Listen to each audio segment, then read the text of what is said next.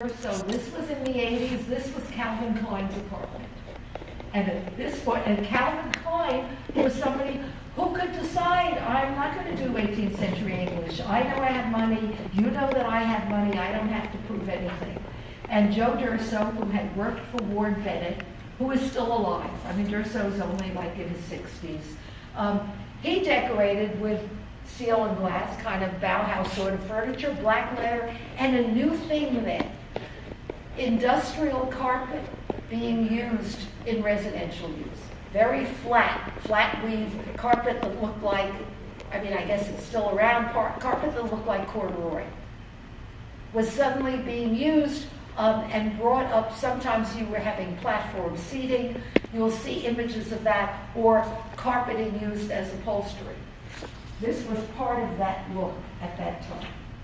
And actually, this kind of look sort of labels this as 80s. Bray Schable, one of them still alive, one has died. There are two, again, architects who were doing, this is, I don't remember this, this was either on Fifth Avenue or Park Avenue. But this was this was a conventional apartment which they gutted and treated like a loft, which is what started happening then and what is still happening now. But a new look in punctuating the spaces to bring air in, very ingeniously done. And it's hard to tell by this. I saw a lot of images of this, and I'm just showing you one. I don't think I saw a floor plan too. The apartment isn't confusing. They configured it with walls that go around the perimeter so that just for you to appreciate it, because they were really good designers. They reconfigured it so that the interior was enclosed, but you could walk around the room and see views on three sides. And that was what they wanted, to have the views available as you walk through the apartment. On the other hand, there were people like Denning and Foucault. And this is Oscar de la Renta's apartment. Now, I don't know if he still lives like this. This is going back to the Victorian age. Denning was quoted as saying, my clients say, I think outrageous. They want outrageous gorgeous or outrageous chic. And what it was very over the top.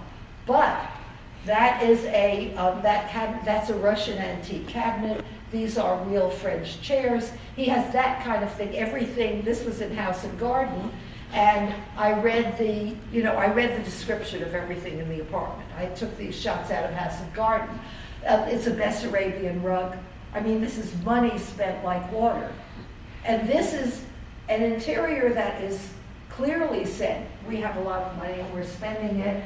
And this is the polar opposite of the Calvin Klein apartment.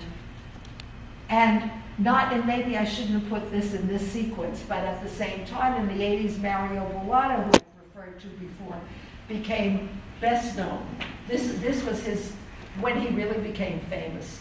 And associated with chintz, this was in an ad for one of the chintz manufacturers.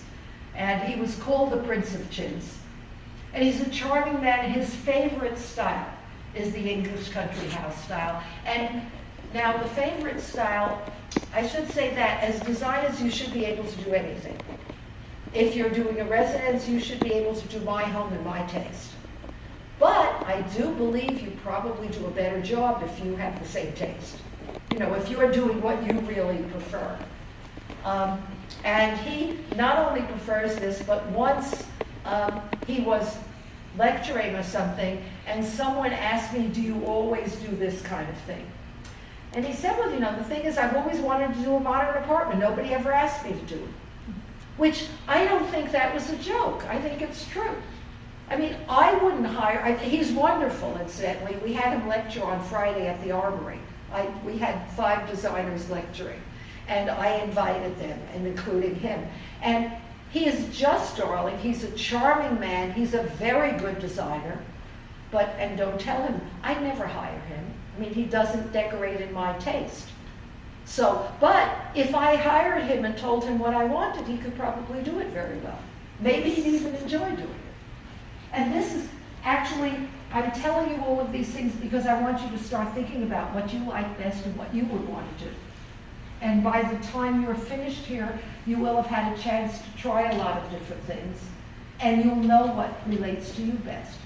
What else you should do that I think of telling students, where I remember, is look at interiors and say, let's say, look at this.